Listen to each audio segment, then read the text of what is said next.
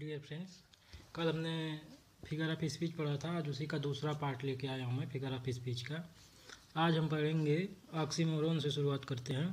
Oxymoron क्या होता है? ए फ्रेज, पहले डिफिनेशन देख लेते हैं, उसके बाद मैं आपको समझा देता हूँ हिंदी में। A phrase that combine two words that seem to be the opposite of each other.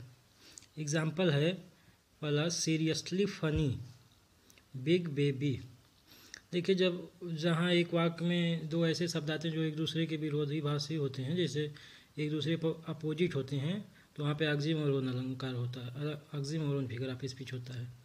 इसे हिंदी में विरोधाभास भी बोलते हैं। तो जैसे एग्जांपल है सीरियसली फनी। देखिए, सीरियसली एक तरफ बोल रहा है, एक तरफ फनी बोल रहा है, दोनों एक दूसरे का अपोजिट हैं। बिग बेबी, बेबी हमेशा ही छोटा होता है, बिग लिखा तो भी अपोजिट ही है, तो यहाँ हो जाता है ऑक्सीमोरोन फिगर ऑफ स्पीच है। इसे हिंदी में विरोधाभासी अलंकार कहते हैं। अगला है एलिट्रेशन। डेफिनेशन देख लेते हैं पहले। The use of same letters or sound at the beginning of words that are close together. Example है Peter Piper picked pick of pickle peppers. दूसरा, black bug beat a big black bear. तो इसमें देखिए, जब same word आते हैं एक sentence में बार बार, या सेम साउंड करते हैं, अगर सेम वर्ड नहीं है, अगर सेम साउंड करते हैं तो भी वहाँ एलिट्रेशन होगा। जैसे जिग जैग, यहाँ देखिए जी है जे है, लेकिन साउंड सेम हो रहा है, जा का साउंड आ रहा है, तो उसे एलिट्रेशन कहते हैं। जैसे देखिए एग्जांपल में देख ले, Peter Piper picked pick of pickle peppers, P बार बार आ रहा है, एलिट्रेशन है। अगला देखते हैं आयरनी। आयरनी की डिफिनीशन है a way of speaking that shows you are joking or that you mean the opposite of what you say। देखिए, आयरनी में होता है कि जब आप कोई चीज़ कहते हैं, उसका आप कहना कुछ और चाहते हैं, किसी और तरीके से कहते हैं। जैसे आप कुछ कहते हैं, उसका मीनिंग आप कुछ और रहते हैं, कुछ और मीनिंग रहती है उसकी, एक तरह से आप उसका मजाक उड़ाते हैं, तो उसे जैसे देखिए यहाँ पे आयरनी के एग्जाम्पल है, फायर स्टेशन बर्न्स डाउन। देखिए यहाँ फायर स्टेशन है, जिसका काम ही है आग बुझाना, लिखा है फायर स्टेशन बर्न डाउन, तो यहाँ आयरनी है। The police station gets robbed. Police का काम होता है चोरों को पकड़ना, यहाँ पुलिस को ही दिखाया गया कि पुलिस स्टेशन ही में ही चोरी हो गई है, तो इसे आयरनी बोलते हैं। जब कोई कहना को मीनिंग कुछ और होती है, आप बोलते कुछ और है। अगला metonymy.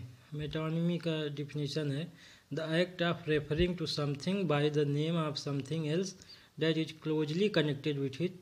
For example, using the White House for the US president।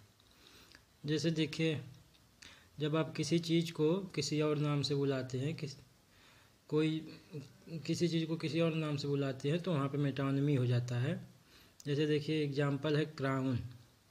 Crown जो किंग के लिए यूज होता है, किंग ही क्राउन पहनता है, तो किंग की पावर को डिस्क्राइब करने के लिए क्राउन आप कह सकते हैं। किंग को डिस्क्राइब करने के लिए क्राउन वर्ड यूज कर सकते हैं आप। क्राउन मतलब उसका मुकुट होता है। The white house. देखिए, वाइट हाउस बोलते हैं, अमेरिका का जो पार्लियामेंट है उसको वाइट हाउस बोलते हैं, तो सीधी सी बात है, रेफरिंग द अमेरिकन एडमिनिस्ट्रेशन को आप वाइट हाउस बोल सकते हैं। यहाँ मेटोनिमी हो जाता है। अगला है scenic dog. A figure of speech in which a part is made to represent the whole or vice versa। इसमें होता है कि उस चीज़ का किसी चीज़ के एक पार्ट से उसको संबोधन करना सीनक डॉग कहलाता है। जैसे एग्जाम्पल है ask for her hand, refer to asking woman to marry. अब आप किसी का हाथ थोड़े मांग रहे हैं, मतलब उसे शादी करने के लिए मांग रहे हैं, तो उसके हाथ से आप रिप्रेजेंट कर रहे हैं शादी के लिए। Suits can refer to business people. Suit जो होता है वो बिजनेसमैन पहनते हैं ज़्यादातर, तो सूट से जो है उसे बिजनेसमैन पीपल को रिफ़र किया जा रहा है। आइए देखते हैं डिफरेंस क्या है सीनिक डॉग में और मेटोनिमी में। देखिए लिखा, synecdoche is when a part of something is use to refer to the whole. Metonymy is when something is use to represent something related to it. Metonymy में होता है जैसे जो चीज़ें उसे रिप्रेजेंट करती हैं वो उससे रिलेटेड होती हैं। जैसे क्राउन जो हो किंग से रिलेटेड है, और क्राउन किंग का इंडिफरेंट पार्ट नहीं है। जबकि सिनेक्डोकी में जो होता है, सिनेक्डोकी जो when a part of something use to refer to the whole.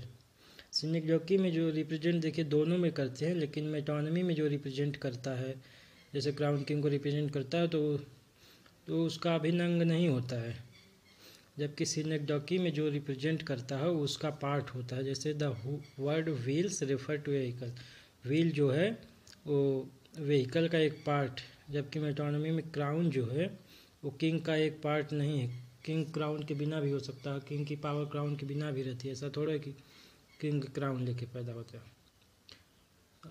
I hope आप लोग समझ गए होंगे वीडियो को। अगर कोई कुछ नहीं समझ में आ रहा है तो कमेंट में बताइए, मैं फिर से उसे बताने की कोशिश करूँगा। Thank you.